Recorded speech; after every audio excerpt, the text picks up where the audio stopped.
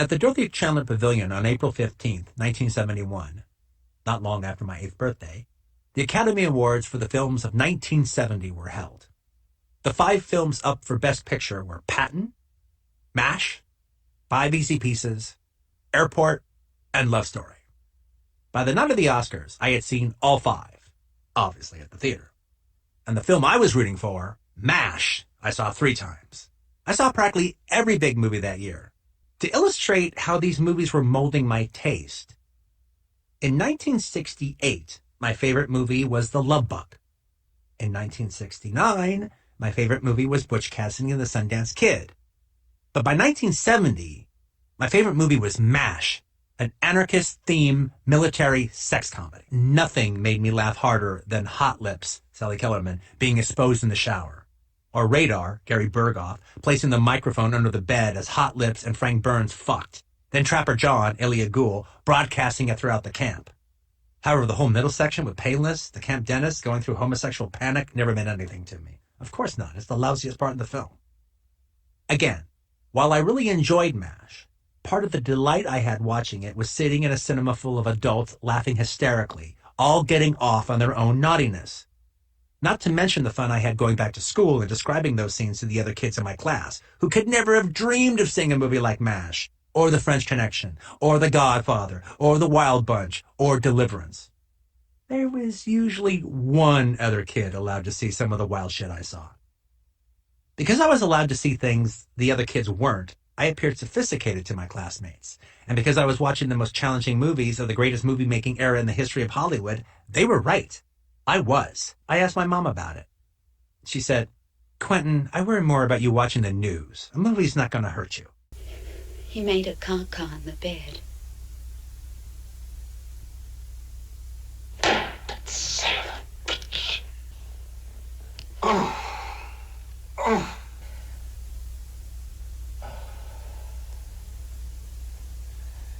He took a dump in the bed. My young parents went to a lot of movies around this time and usually brought me along. I'm sure they could have found somebody to pawn me off on. My grandmother Dorothy was usually game. But instead they allowed me to tag along. But part of the reason I was allowed to tag along was because I knew how to keep my mouth shut. I knew this was adult time. Carl Reiner's more overtly comic Where's Poppa?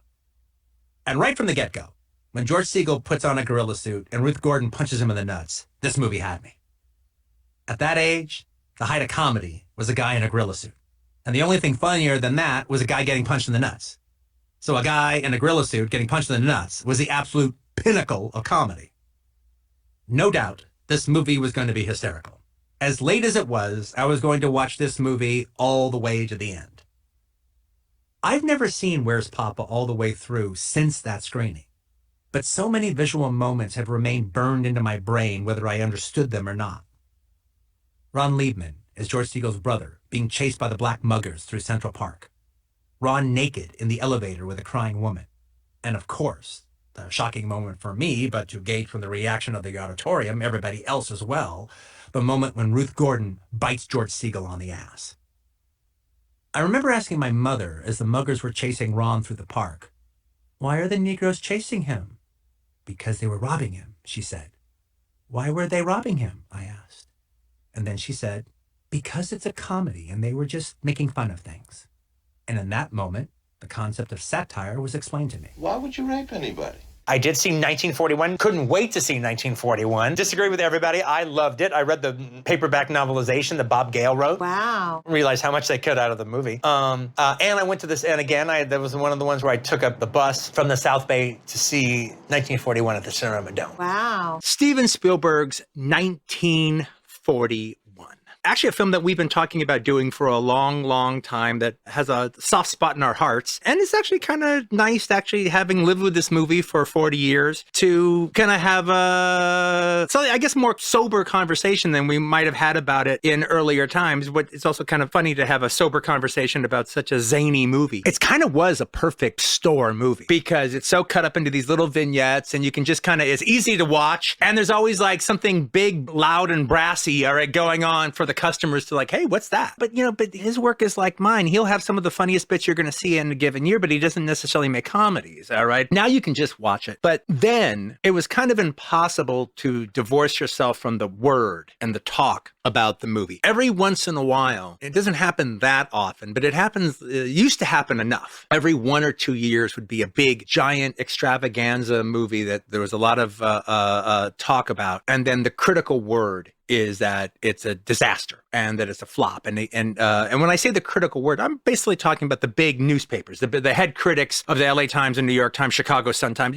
That was the big critics of the day. The Newsweeks and the Time kind of like put it down. Well, I remember actually, I doubt there was a situation in my neighborhood or in my school. We were talking about the reviews of 1941, but I had just started the James Best Theater Center, my first professional acting school. And like the head teacher, Jack Lucarelli, had just seen it. And he was talking shit about it. Like everyone, like the Hollywood people were talking shit. Oh, it was terrible. Only Slim Pickens' part was the only part that was any good. It was just completely unfunny. It was a big disaster. So that was like sort of the word. Now, to counter that word was ever so slightly Pauline Kael. Now, she didn't review 1941. Unfortunately, it fell during her period of time where she only reviewed movies for like 6 months of the year. Well, it's interesting because she doesn't like this kind of movie. And I don't, and I think she would have actually, if she were writing the review for it, she would have been very tough on it. But since she didn't have to review it, she was like on the Tom Snyder show or something. And he's like, you're a big fan of Steven Spielberg. What did you think about the big disaster that he had with 1941? Just describe, that's how it was put to her. Yeah, because that's how it was thought of. And then she was like, no, that has nothing to do with the movie. They were just tired of Spielberg doing so well. They were just out to get him. He had gotten too big. This one is a little too big, and he kind of has lost his way a little bit, and so they lowered the boom.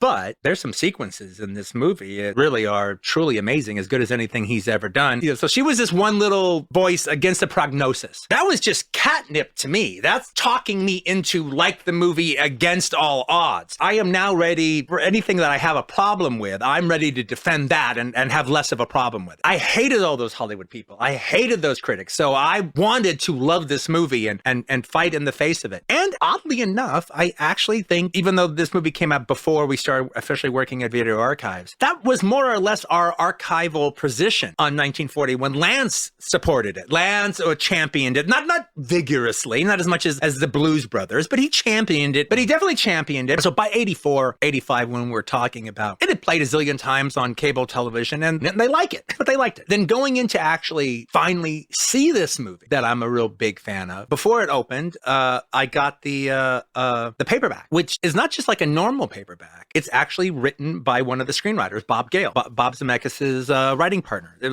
originally started out as a script by Robert Zemeckis and Bob Gale. Then when Spielberg got involved in it and decided he wanted to do it, then he hired John Milius to do a big rewrite. And that's the movie that they made. I'm guessing Spielberg was their guy. Spielberg was their patron. And so he read the script, and then it probably was one of those things where he thought about it, then he kind of thought about it more and thought about it more and thought about it more. Guys, what if I were to do it? And then they were just excited about the idea of their mentor actually doing one of their screenplays, and they get to be involved in this whole big giant production. But I mean, not only that, you also have the situation of Spielberg doing his version of what he does in this canvas, but his job is to channel the wild craziness of Zemeckis and Gale, and to channel the wild, bombastic, warrior vaingloriousness of John Milius. He needs John Milius' voice in there.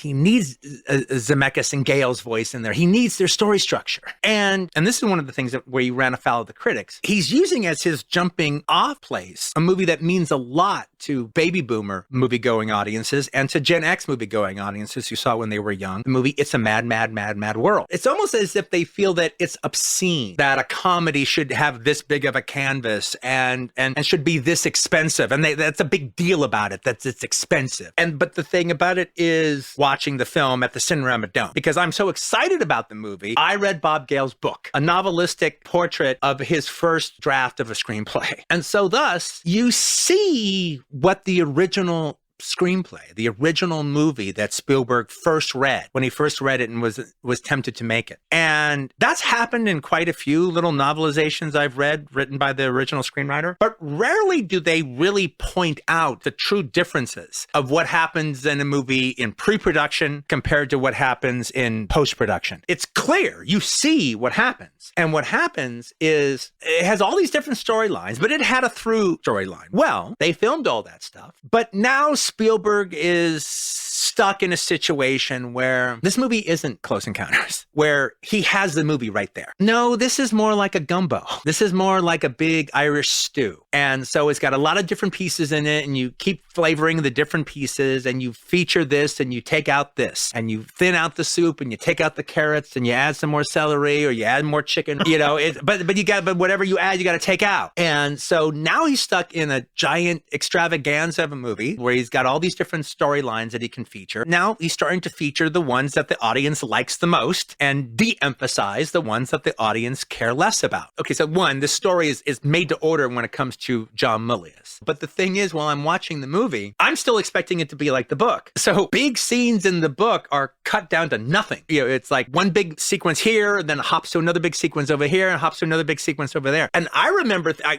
couldn't believe how little of the story that they were telling. Yeah, and I was literally like thinking to myself in the Cinerama Dome, wow, if I didn't read the book, I wouldn't know what's going on. Well, I would know what's going on. Having said all that, nowadays I watch it, but even then, once I got into it, one, I actually think Spielberg's movie is better than their screenplay. I actually think the way he balances these different storylines is really, really good. The movie's as good as it could ever possibly be. Spielberg overdoes the big comedy aspect of it. Everything is a sight gag, all right? Everything is comedy business, and it's just too busy, all right? It's busy, and it's not funny, and it's a little obnoxious, all right? What Spielberg's suffering from here is the exact same thing that Peter Bogdanovich suffers from in Nickelodeon, all right? It's just all this constant comedy business. Every actor has a little bit. All these sight gags and stunt things, nothing means anything anymore because we see so many of them that they're kind of decidedly unfunny.